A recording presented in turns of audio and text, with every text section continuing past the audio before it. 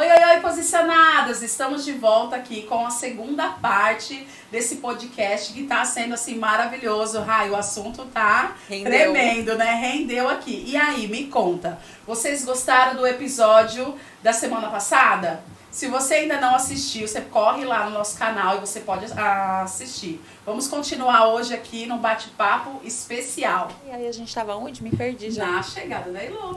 Na chegada da Heloísa. A Heloísa... Você sabe como que foi isso? Ai, então. A Heloísa chegou, tava com em torno de 22 para 23 anos. A Lohane tava nessa faixa de idade de 9 anos, 8, 9. E aí, o que acontece? A Heloísa veio completamente de uma forma atípica. Você já estava casada? Já estava casada, já tinha 7 anos de casada, mais ou menos. E aí, veio a Heloísa. A Heloísa veio de uma forma completamente despretensiosa, né? A Heloísa, biologicamente, ela é sobrinha, né? Ela é filha da irmã do Maxwell, filha da irmã do meu esposo. E eu falo isso sem problema nenhum, porque é a história dela. Sim, claro. E aí, às vezes, as pessoas me perguntam, e você vai falar pra ela? Vou, né? Hoje em dia, nós temos uma rede de apoio externa, que é a parte da psicologia, da psicopedagogia, que está nos auxiliando a introduzir isso para a realidade dela. Só que, assim, seria diferente se fosse uma criança típica, né? Então, já teria contado toda a história. Só que como ela ainda não entende, ela não tem aquele raciocínio do que é e do que não é, então algumas coisas a gente acabou não falando, até para preservar a mente dela mesmo hoje, por ela ser criança. E aí, quando ela chegou na nossa vida, nós estávamos em casa, nós sabíamos da gravidez. A situação da genitora biológica dela não era uma situação legal em que ela vivia. Não vou entrar em detalhes, porque não diz respeito a mim, diz respeito a ela, né? E aí, nós ficamos sabendo que ela tinha entrado em trabalho de parto e, assim, nós fomos super solícitos em ajudar. Se precisa de alguma coisa, nós estamos aqui. Se precisa de um apoio, nós estamos aqui. E aí, nós recebemos a ligação da assistente social do hospital em que ela nasceu, nas primeiras horas de vida. Olha, nós temos um prematuro aqui, explicou toda a situação e ela vai para um abrigo, porque a mãe biológica, a genitora, não tem condição de sair com ela do hospital. E aí, pra gente foi assim, meio que um choque, porque a gente não esperava isso. Nós esperávamos o quê? Vamos auxiliar, vamos ajudar, se precisar de alguma coisa, nós estamos aqui. E aí, fomos para o hospital para ver o que nós poderíamos fazer, em que nós poderíamos auxiliar, em que nós poderíamos ajudar naquele momento. E aí foi quando nós nos deparamos com essa situação em que ela iria provavelmente para um abrigo. E aí, hoje, nós somos servos de Deus, né? Hoje, desde que eu conheci o Maxwell, nós estávamos na igreja. Nós somos servos de Deus e o que nós mais pregamos é o amor. Eu sou completamente contra o aborto. Eu sou, assim, rigorosamente contra o aborto. Sim. Só que a que ponto, hoje, nós como cristãos, nós podemos falar que nós somos contra um aborto? Até que ponto nós estamos dispostos a ajudar uma mulher que está ali em um momento de vulnerabilidade, né? Você diz no sentido assim, eu sou contra o aborto, mas eu não quero ajudar ninguém que não possa criar o seu filho, que não tenha condições. Exatamente. Sim, é fácil falar, eu não posso mas eu quero me comprometer com isso. Mas eu não quero ser uma rede de apoio. Então, assim, é muito falar e o agir. Sim. E o fazer. Deus amou o mundo que entregou o seu filho, não é isso que o 1 João fala? Ele teve uma atitude. Eu amo o meu próximo a que ponto? Ao eu sentir ou ao eu fazer? Então, assim, o que Deus nos põe como amor é a atitude, é o que nós estamos dispostos a fazer.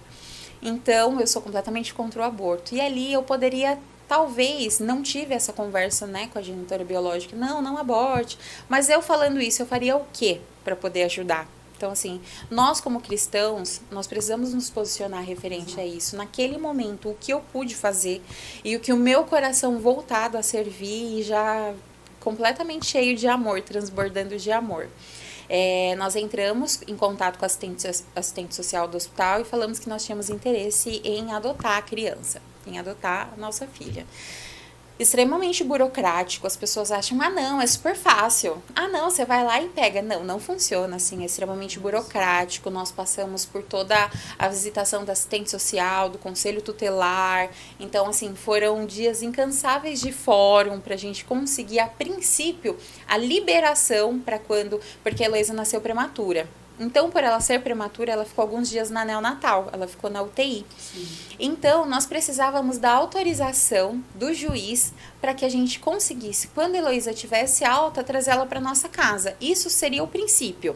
Naquele momento, o que nós fomos orientados? Não se preocupa com guarda agora. Se preocupa com a autorização. Por quê? Se ela tiver alta e vocês não tiverem autorização, ela vai para um abrigo. Então, se preocupem com a autorização. E aí, fomos atrás. Não tínhamos advogados, assim, e terrenos. Estrutura, assim, né? Saber como funciona, porque não é algo que a gente ouve, né? Nós não estávamos...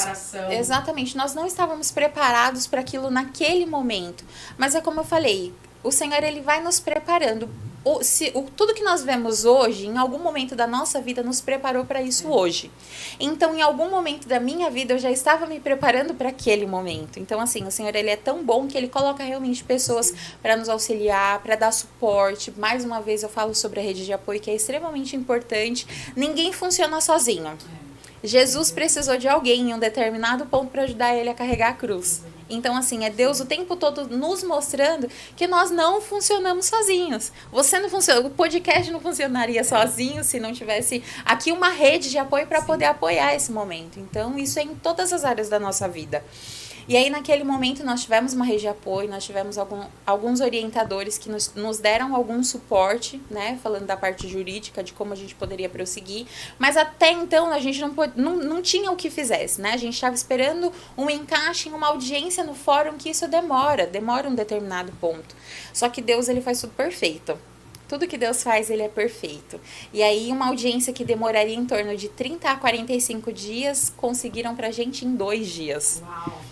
E aí teve audiência, eu não pude ir porque eu estava trabalhando, não teve isso de, eu vou tirar férias para curtir o bebê, não, porque foi tudo muito rápido.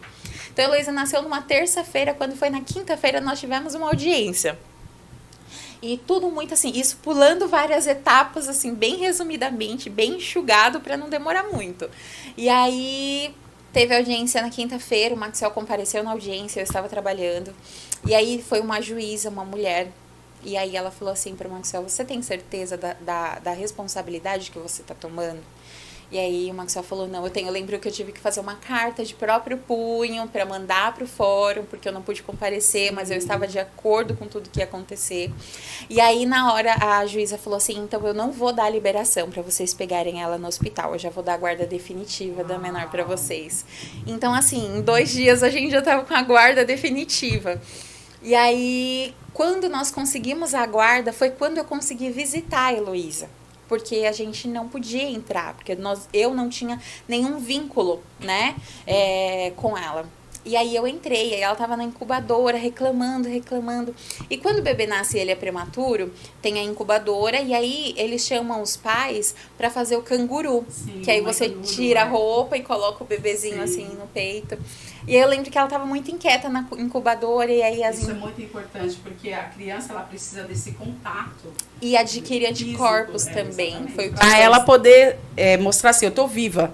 Né? Então ela vai a parte imunológica. Imunológica, isso. Exatamente, foi o que a enfermeira da NEL explicou pra gente, né? E aí eu fui a primeira a entrar, né, lá na NEL, e foi um hospital que assim deu super suporte pra gente. Ela nasceu em Barueri, foi no HMB em Barueri, então assim, é um hospital muito bom pra gente, foi muito bom, legal, muito útil no momento. E aí nós chegamos lá, tivemos todas as instruções, orientações de como pegar e tudo mais.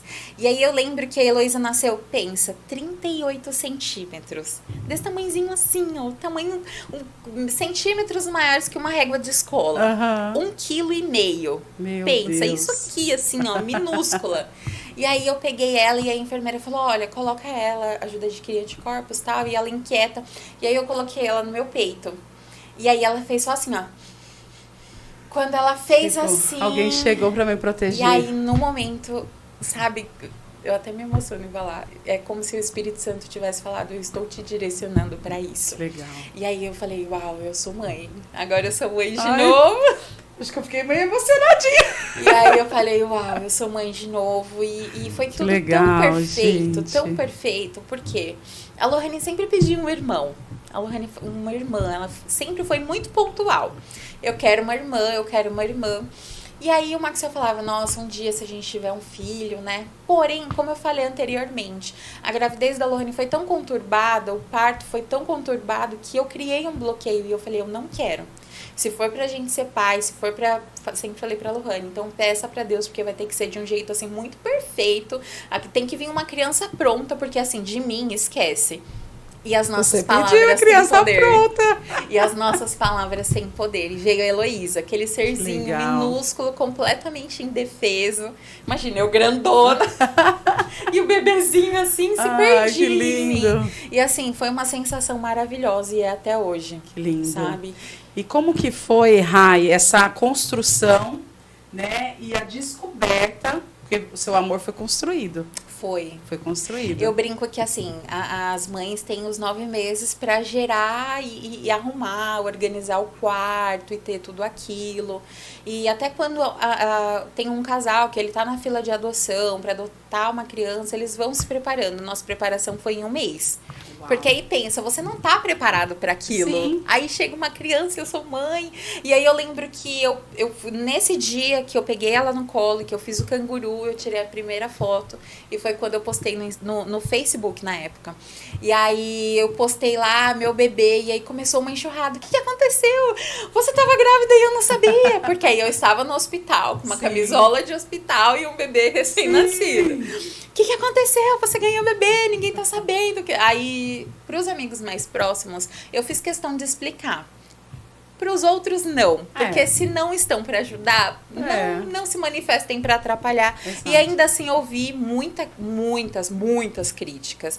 Você é doida, o que você está fazendo? E você vai atrapalhar a sua vida. Porque a Lohane cresceu. Eu estava voltando a estudar, eu estava trabalhando num emprego legal. E aí, do nada, chega a Heloísa. Mas hoje eu ainda continuo falando que foi assim uma das melhores coisas que aconteceu na minha vida. E aí nós tivemos 1 mês pra organizar o quê? Organizar quarto, roupa e financeiro. Não tinha. Pra gente que tem os 9 meses de gravidez, é difícil ainda você montar um quarto, sim, montar um enxoval e não faltar nada. Estocando fralda. Ainda é difícil. Mas olha, Deus foi tão bom que você não tem noção. A Heloísa tinha tudo do bom e do melhor. Desde assim, de fraldas das melhores, das roupas de marca, assim, a Heloísa só tinha roupa de marca, sapatinho de marca, perfume. Por quê?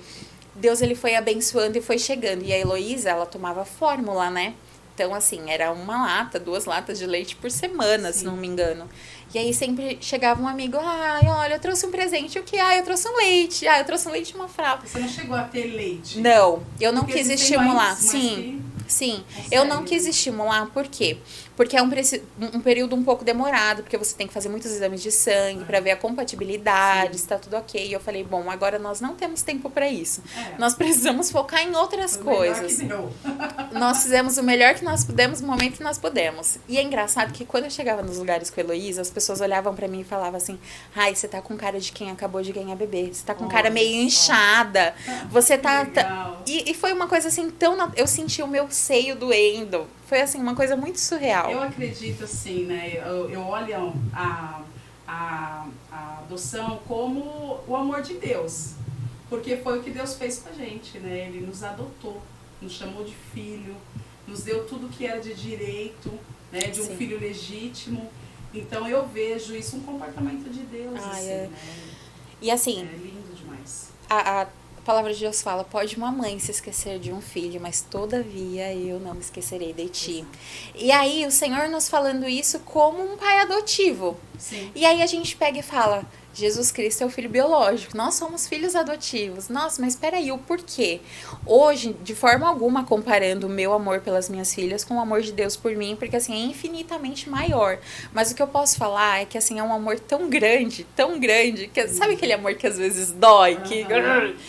parece que, meu Deus do céu, não tem diferença nenhuma, sabe? Pra Lohane e da Heloísa é o mesmo amor, é a mesma forma de tratar. Às vezes a Lohane ainda brinca assim, que em alguns momentos a Lohane fala, na minha época eu não tinha tanto boi assim. Normal, né? Na minha época não era tão mimada assim, desse jeito. Então, assim, ainda assim o amor é o mesmo, é igual, não tem absolutamente uma vírgula de diferença. Legal. E então, poxa, de uma mãe para um filho que ainda pode se esquecer, é um amor tão grande, aí isso me leva ao amor de Deus. Poxa, se o amor de Deus ainda é muito maior do que o que eu sinto pelas minhas filhas, eu não consigo mensurar o amor de Deus por mim. Vamos ficando por aqui. Essa é a segunda parte do nosso podcast. Não desista de mim. A semana que vem nós voltamos finalizando aqui mais um episódio do nosso podcast, a entrevista com a Rai, que tem sido muito legal. Não se esqueça, o seu posicionamento de hoje definirá o seu futuro.